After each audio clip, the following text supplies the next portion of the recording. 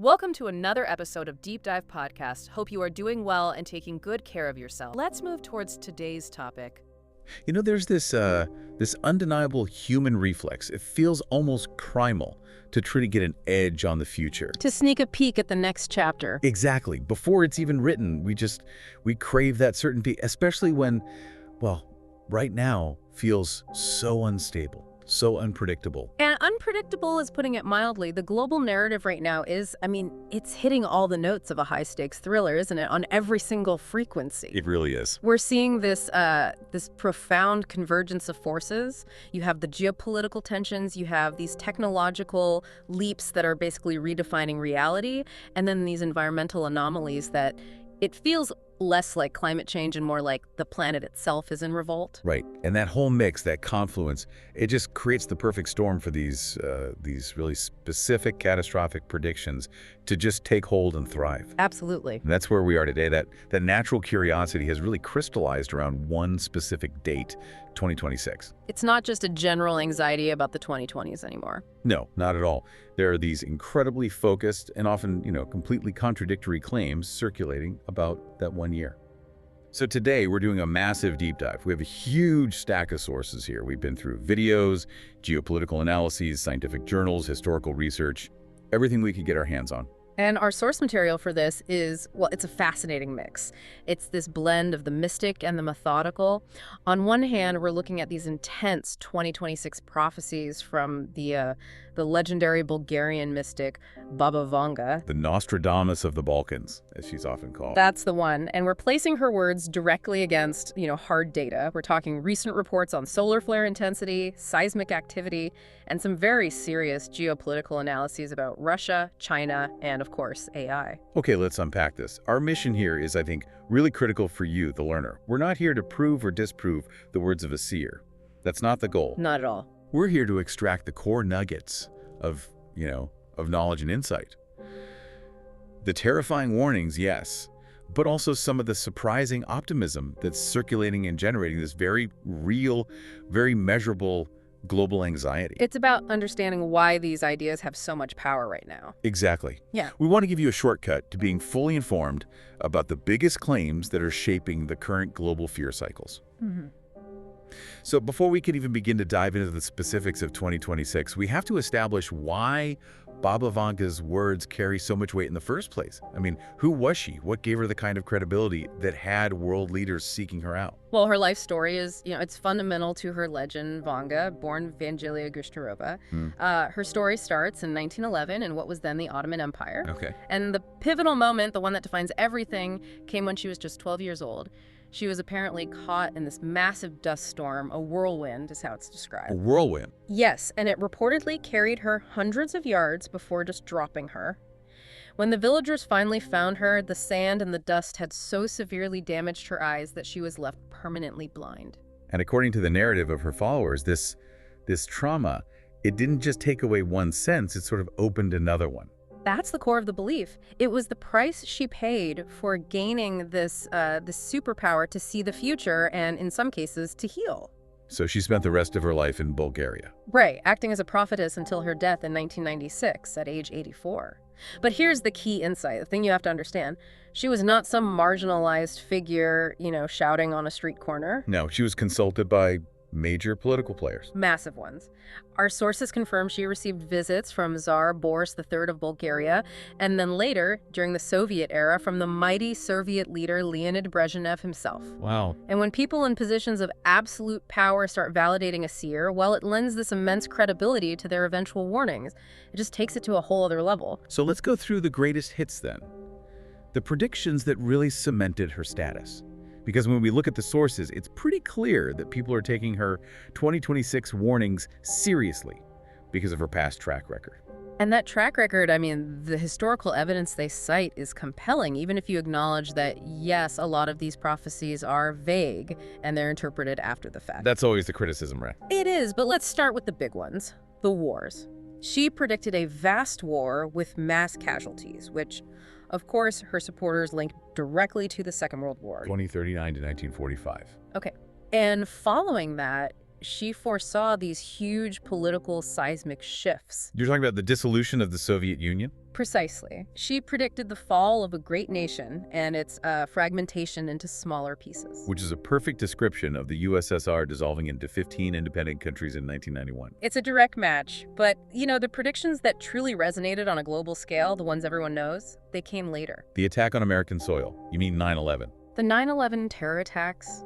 The sources, they explicitly highlight this chilling prophecy where she warned that America would be attacked by 2 steel birds. 2 steel birds. And after the event, of course, that phrase was immediately and irrevocably linked to the Twin Towers attack. Now, you could argue maybe she meant 2 airplanes, but the imagery, the context of America being attacked by these flying metal structures, it became an incredibly potent symbol that just stuck with people globally. Wait, let me challenge that for a moment. If these prophecies are often so vague, how do we really know they weren't just, retrofitted to fit a major disaster after it happened? And that's a necessary, critical question, a very important one for the listener. The sources do acknowledge that this retrospective interpretation happens all the time. Okay. However, it's the uncanny specificity of some of the other predictions that really keeps the legend alive. Take the environmental prophecies, for instance. Like the 2004 tsunami. Exactly, the devastating 2004 Indian Ocean tsunami. She predicted a giant wave of water that would engulf a large coast and kill many, many people. And that event killed over 200,000 people across 14 countries. The sheer scale, the nature of the disaster. It matches her words in a way that's, it's very hard to just dismiss as pure chance. It feels too specific. And that ties into the nuclear incidents, too. It seems like she had this terrifying foresight when it came to the invisible threats, like radiation. She did. She predicted a major disaster in the north where the earth would become poisonous for a very long time and it would prevent grass from growing. That sounds like a near-perfect description of the 1986 Chernobyl disaster. In northern Ukraine, yes. The radiation fallout made the land barren for generations. It fits perfectly. And then, years later, the Fukushima disaster in Japan. Yes, the 2011 nuclear crisis. For that, she predicted that in the land where the sun rises, which is Japan, the sea and the sky would become poisonous. Which directly links to the spread of radiation after the earthquake and tsunami. It contaminated vast tracts of the ocean, the atmosphere, the consistency, predicting environmental contamination from these major industrial events. It just adds substantial weight to her words. Okay, let's talk about political figures and cultural events. Because she wasn't just focused on these huge tectonic shifts. She also seemed to delve into specific personal tragedies that shook the world. She did. She predicted the rise of the 44th U.S. president being black, which of course materialized with Barack Obama. And that's a highly specific demographic and chronological prediction. Very. But there's another, I think, even more highly charged cultural event she's credited with, the death of Princess Diana. This is a moment of reflection, really, because that prediction carries so much lingering mystery with it. It does. Vanga predicted the death of a woman tied to the British crown, which would lead to global mourning. But she added a key detail, that the truth of her death would never be fully known. And Princess Diana's death in 1997, just a year after Vanga herself died, led to this unparalleled global mourning. And the circumstances surrounding it, to this day, remain the subject of conspiracy theories and, unresolved speculation. It perfectly fits Vanga's criteria that the truth would remain elusive. So the ability to predict not just the event, but the mystery surrounding it. That's why this specific hit is cited so often. It's the prediction of a personal tragedy that becomes a massive cultural phenomenon, with that added element of enduring mystery. And bringing us right up to the present day, to the most recent global catastrophe we've all lived through, the COVID-19 pandemic. The sources confirm this one pretty clearly. She warned of an invisible creature that would sicken the world. She said it would start in China and that it would claim many lives. Which, given the 2019 onset of COVID-19 in China, the global pandemic that followed, the nature of a virus. It powerfully reaffirmed her contemporary relevance for millions of people. It basically set the stage for this acute focus on 2026. And finally, there's the big picture environmental warning, the one about melting ice and crazy weather in the 21st century. Which is essentially a general forecast for global warming, right? The Arctic melting, the extreme weather events that are now just routine headlines for us. Exactly.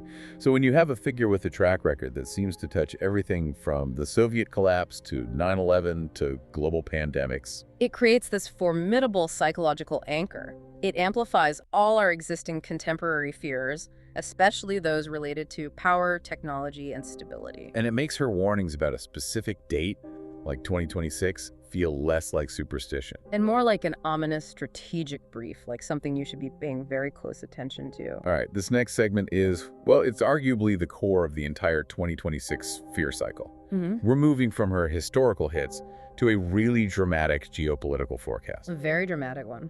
The source material is predicting a tectonic shift in the global balance of power, and it focuses heavily on the rise of Russia and, consequently, the decline of the West, with 2026 being the starting line. This is the central claim we really have to unpack. The assertion is that 2026 marks the beginning of this relentless process where Russia rises dramatically and eventually just eclipses the global power and influence of the United States. And this all stems from a conversation she had decades earlier. Right, with a writer named Valentin Sidorov. I want to focus on the original quote she gave because it's so powerful and it's so often cited as the foundation for this whole belief system. It is. The alleged quote from either 1979 or 1989 is, "Everything will melt away, only one thing will remain, which no one can touch." Which no one can touch. And the context provided by our sources and by the interpreters of her work is that this one thing is Russia. So the interpretation is that Russia won't just survive the coming turmoil. Not just survive, it will gradually begin to dominate the entire world. The idea is that it will emerge from the wars and the economic collapses not just intact, but stronger. This sounds like an absolute and total reversal of the entire post-Cold War order. I mean, we are talking about Russia occupying the exact role that the U.S. holds right now. We are. The sources use these specific, very weighty non-English terms to describe this dominance. They claim Russia will become the world's Sartaja. Which means? It literally means crown or diadem. It suggests ultimate authority, total supremacy. Wow. Or they use the term Maharaja, which means great king or emperor. These titles are meant to evoke something beyond just military or economic strength. This is about moral and political kingship over the whole world. And the process of Russia acquiring this supreme position is allegedly set to begin in 2026. That's the timeline. That's the starting gun. And this massive shift, it's not just about a country. It's tied to one specific modern leader, which gives it this immediate contemporary relevance. Exactly. Russian President Vladimir Putin is positioned as the figure who embodies this shift. He is predicted to emerge as the world's most powerful leader. And they use some pretty extreme titles for him. They do. He's sometimes referred to as the Lord of the World, or even given this almost blasphemous title of Deity of the World. And the sources try to justify this by pointing to current events. Right. The sources observe that Putin has, in their interpretation, been successfully fighting against this united front of the U.S., Europe, and Ukraine, basically alone, for 3 years now. So for believers, that resilience, that observed resilience in the face of massive Western sanctions and pressure, it confirms the prophecy's core idea, that this leader and his nation are the figures whom no one can touch. the prophecy, it often deals in contrast, doesn't it? The rise of one power usually means the fall or even the destruction of another. So what does Vanga's forecast predict for the West, specifically for Europe? Her forecast for the West is, it's brutal, just brutal. She predicted a war starting in the East, time for the springtime, which would then escalate and ultimately lead to a Third World War. And the immediate fallout of this conflict. The immediate fallout, she claimed, would destroy the West. That is a truly apocalyptic vision. I mean, destroy in what sense? What does that even mean? The sources quote her as saying that Europe is predicted to turn into a wasteland, or a land of garbage. A wasteland. And the interpreters suggest this could mean a few things. Massive infrastructural destruction, total economic collapse, severe environmental degradation, or maybe just population flight. All likely exacerbated by nuclear, biological, or just conventional warfare. It's a vision of a total loss of political and cultural identity for Europe. The sources emphasize Russia's predicted role in Europe's coming difficult period. Yes. The underlying context cited is, of course, the current high level of tension fueled by the ongoing conflicts in Eastern Europe. We see reports cited in our source stack where Russian officials have stated they are ready if Europe wants a war. And that kind of rhetoric just feeds directly into the public anxiety. Exactly. It makes the idea of the destruction of Europe feel less like some mystic vision and more like a plausible, even imminent geopolitical outcome. Okay. Let's connect this prediction to the current global context, because that's our real focus here. Yeah. We have to remain strictly impartial, of course. But what does the geopolitical analysis in our source stack tell us about the power dynamics that make this prophecy so resonant right now? Well, the resonance, it really stems from a perceived, or you could argue, an actual erosion of Western global unity and authority. The sources highlight several factors. Such as? Well, the U.S.'s increasing focus inward, for one. Then there's the fragmentation of the EU's political will, especially when it comes to defense and strategic policy. And of course, the massive internal economic stresses facing so many European nations right now. And you juxtapose that with Russia's focus on long-term goals. Exactly. Juxtapose that with Russia's determined focus on its long-term strategic goals and its consolidation of resources. So if we take Vanga's prediction of Europe turning into a wasteland, not literally as a pile of rubble, it could be interpreted as a catastrophic loss of geopolitical standing, or maybe economic vitality. Precisely. That's a key interpretation. If Europe enters a major internal crisis, whether it's political or economic, and at the same time the U.S. retreats from the world stage, Russia would naturally find this immense power vacuum to fill all across Eurasia. It would effectively become the dominant force by default. So the prediction speaks to a deep-seated Western fear. A fear that the existing world order, the one they built after 1991, is actually quite fragile, and that a dramatic pivot in global authority is not just possible, but maybe it's already underway, accelerated by current conflicts. And the prophetic timeline of 2026 just gives this underlying anxiety a specific deadline. It makes it feel urgent. It does, and the idea of the Lord of the World also speaks to something about leadership resilience, doesn't it? In the face of all this coordinated global pressure, the idea that a single leader can endure and actually become stronger, the one no one can touch. It connects the prophecy to observable facts about international resistance and sustained conflict today. It connects a historical prophecy with a very current narrative of strongman leadership versus democratic consensus. And that makes the 2026 shift feel both immediate and, I think, psychologically plausible to anyone who is paying attention to today's global events.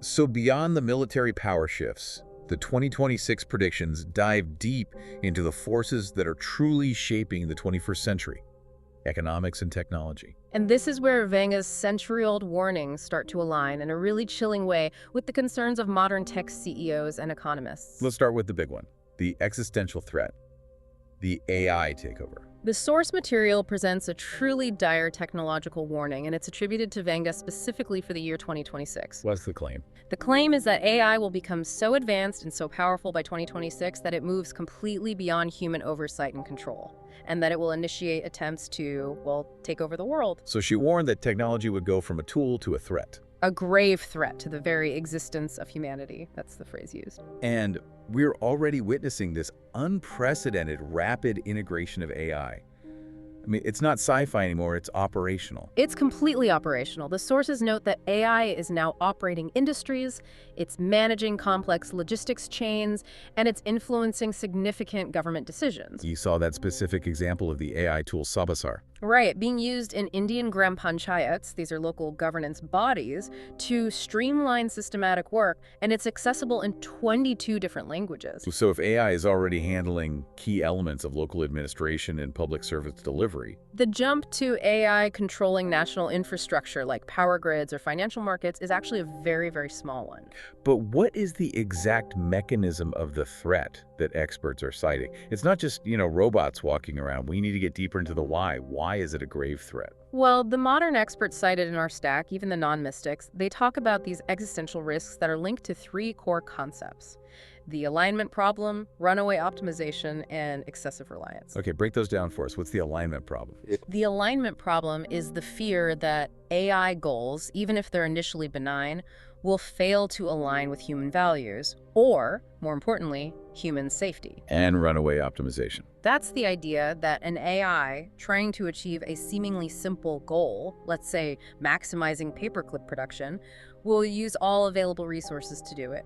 That could include destroying the environment or overriding human control simply because that's the most efficient path to making more paperclips. So the technology isn't malicious, it's just perfectly ruthlessly efficient in a way that is incredibly dangerous for messy human life. Exactly. And Vanga's prediction of excessive human reliance, of us becoming incapable of functioning without the technology, means that if the AI goes rogue, or even if it just malfunctions, the experts warn of immediate catastrophic systems failure. And that would impact everything at once. Employment, privacy, national security, all simultaneously. And the speed of development means the security checks just can't keep pace. And this technological anxiety is backed up by more specific, near-term warfare predictions that lead right into 2026. Vanga gave a specific timeline for this. She warned that 2025 would be the cyber war year. Okay, what does that involve? It involves coordinated, sophisticated digital attacks aimed at crippling an opponent's core infrastructure. We're talking power grids, energy plants, defense systems, financial networks. This cyber conflict is seen as setting the technical groundwork for the much deeper crisis in 2026. And alongside that digital threat, she warned of a biological warfare element. Yes, she predicted the activation or the deployment of a dangerous biological weapon, and crucially, this bioagent would not be limited to humans. What else would it affect? She warned it would also affect plants and marine life. And this brings a terrifying ecological dimension to modern warfare. It implies the widespread contamination of our entire food chain, our planetary resources. Which only deepens the anxiety over the environmental collapse that's predicted to be happening at the same time. It's a perfect storm of threats. Now let's transition from those invisible digital and biological threats to the very concrete anxiety over money. Vanga forecast a major economic collapse for 2026. The sources are explicit about this. A severe global economic crisis, they call it a Mahamandi, is expected to hit the world in 2026. We need to be clear about that term. What does it mean? Well, Mandi means slump or recession, and Maha means great. So a great economic slump. The symptoms she predicted are they're brutal, crippling pressure on global banking systems, widespread currency devaluation, and worldwide inflation just running rampant. So how would this Mahamandi compare, for the modern listener, to something like the 1930s Great Depression? It's a good comparison. But while the Great Depression was primarily driven by things like industrial overcapacity and market failure, the predicted Mahamandi is seen as a convergence of modern issues. Like what? Massive sovereign debt loads globally, for one. Geopolitical conflict constantly disrupting supply chains, and the specific risk of a market crash driven by technological speculation. Okay, let's focus on that last part, the AI bubble. We hear that term thrown around a lot. Why is it considered a specific risk for a 2026 collapse? The term AI bubble is a direct comparison to the dot-com bubble of the early 2000s. Right. Back then, companies with very little profit, but a promising web technology, saw their valuations just soar, only to crash when the underlying business models failed. And today, we're seeing huge amounts of capital flooding into a small group of tech companies. Exactly, all driven by AI demands, specifically for chips and for large language models.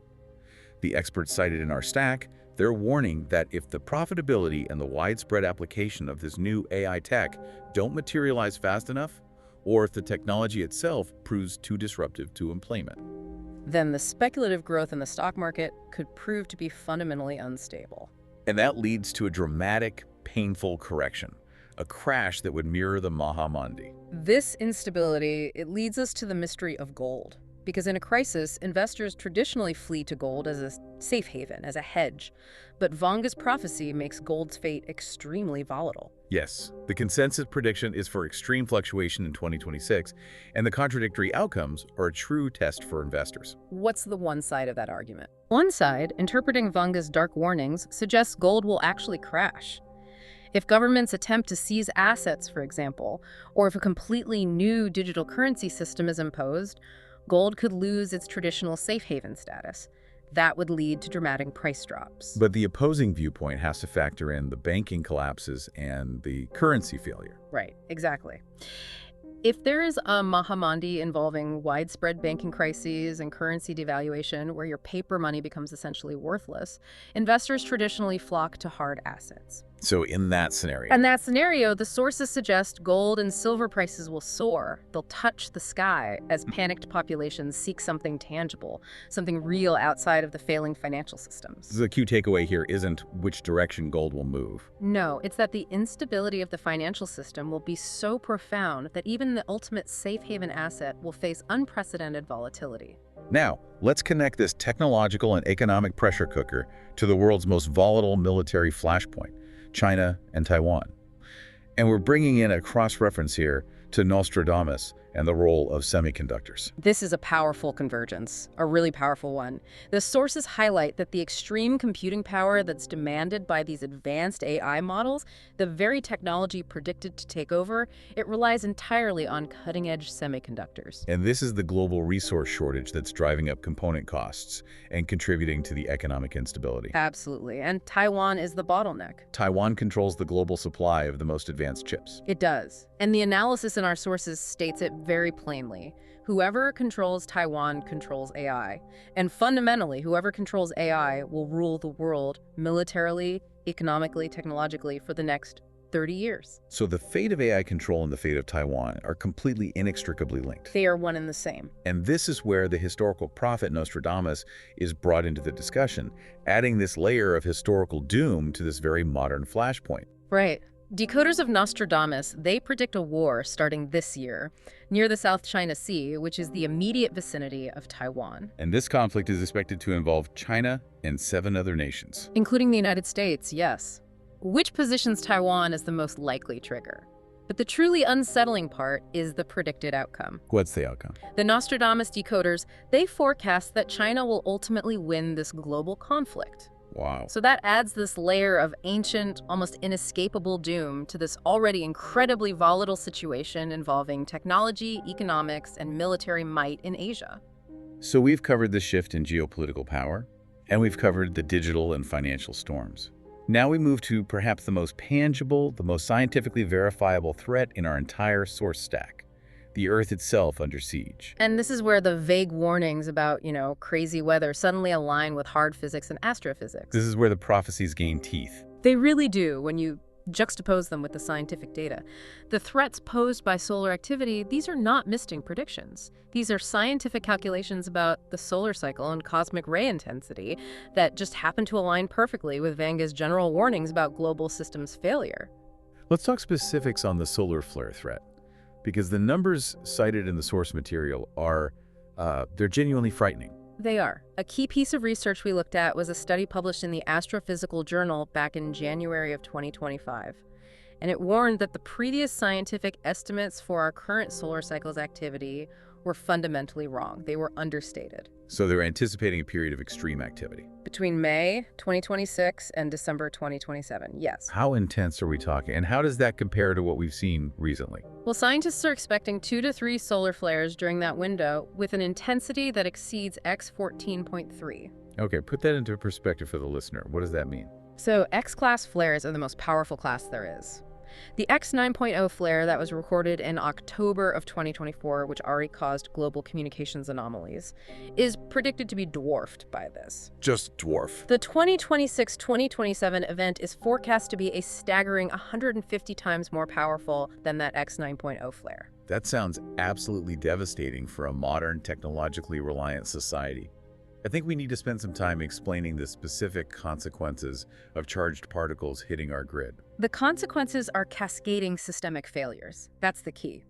The highly charged particles from what's called a coronal mass ejection, or a CME, they hit the Earth's magnetic field, and they induce these intense, sudden currents in long-distance conductors. Like power lines and pipelines. Exactly. The phenomenon is called geomagnetically induced currents, or GICs. And how does that translate to grid failure? What actually happens? Well, GICs cause this massive charge imbalance in the electrical system. These currents overload the large transformers, and those are the critical components that step up and step down voltage for transmission. And when these massive transformers fail? They don't just trip a circuit breaker.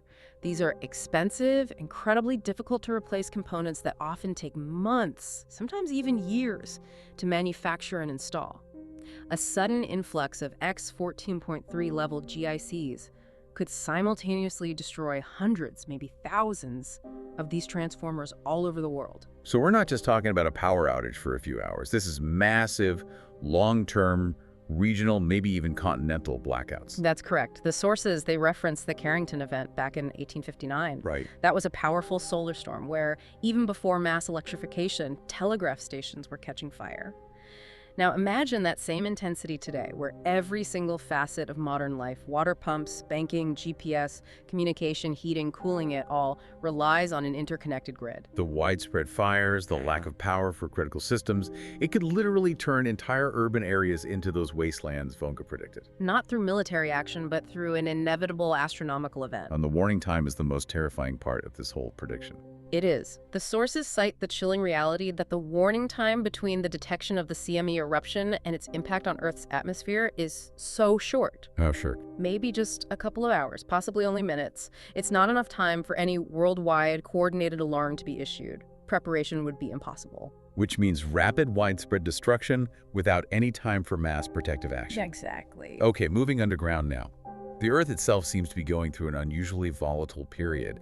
The seismic instability that's outlined in the sources is truly worrisome, and it's leading up to a specific 2026 warning. We have hard, alarming numbers that illustrate this instability. 2025 was documented as the most volcanically active year in modern memory. How many eruptions? 63 eruptions, alongside over 17,526 recorded earthquakes globally.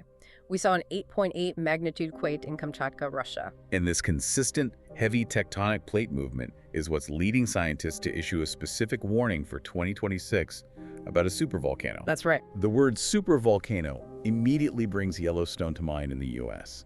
Is that the risk location we're talking about? It's what everyone thinks of, but no.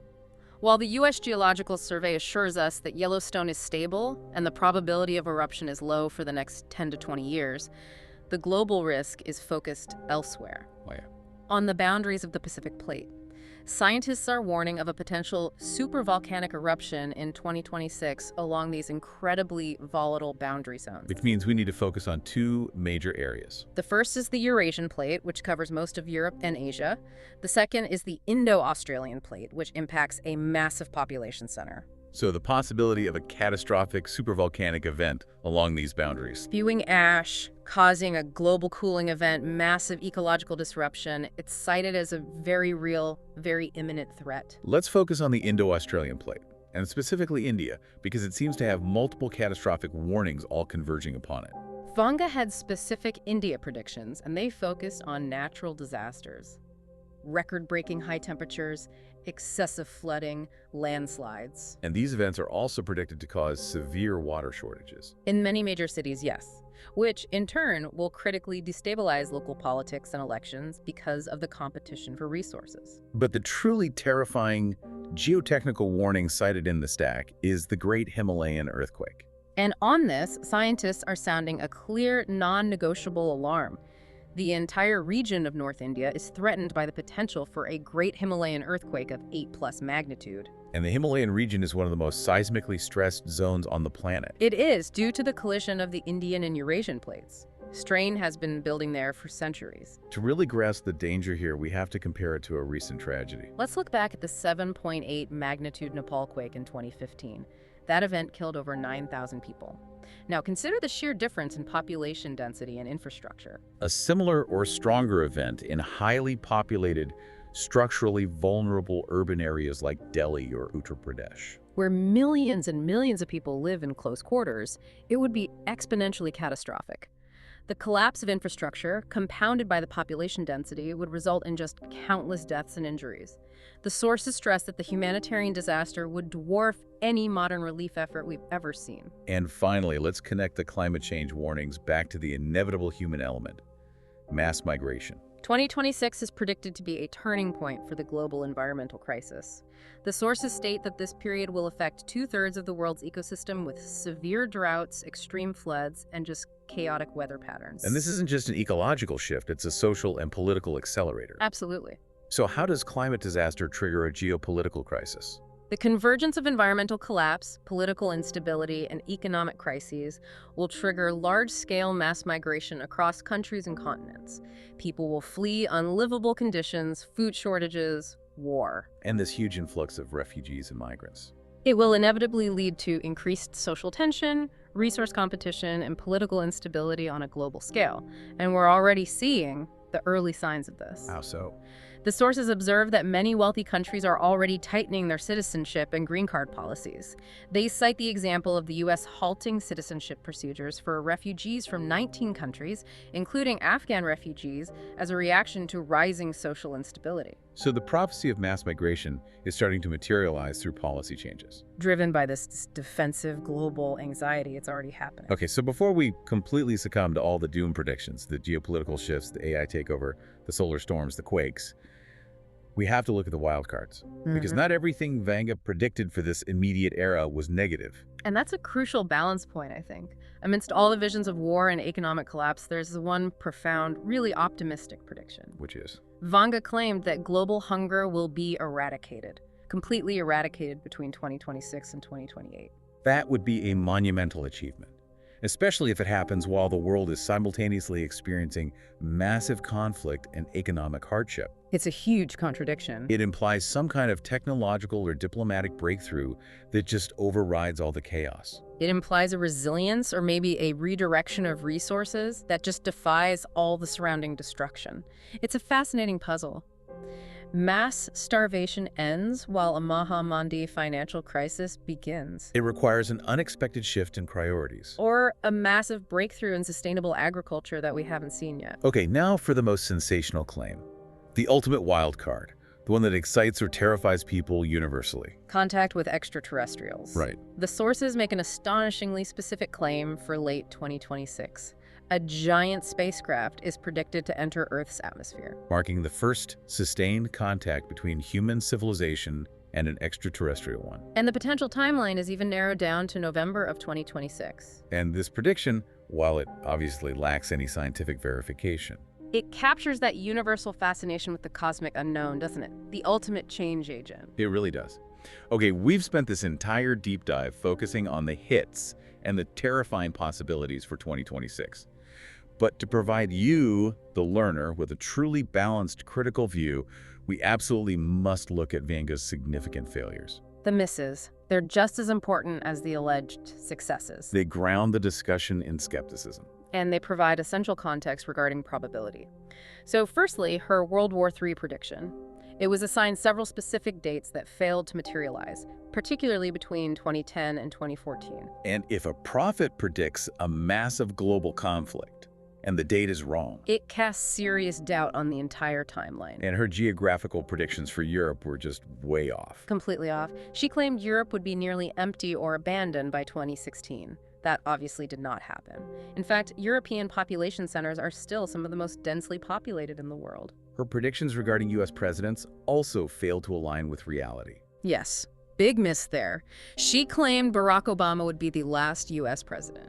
And he was followed by Donald Trump and Joe Biden. Right, and we are currently in a cycle where Donald Trump may very well return for another term. Her foresight regarding the U.S. political trajectory past Obama was clearly incorrect.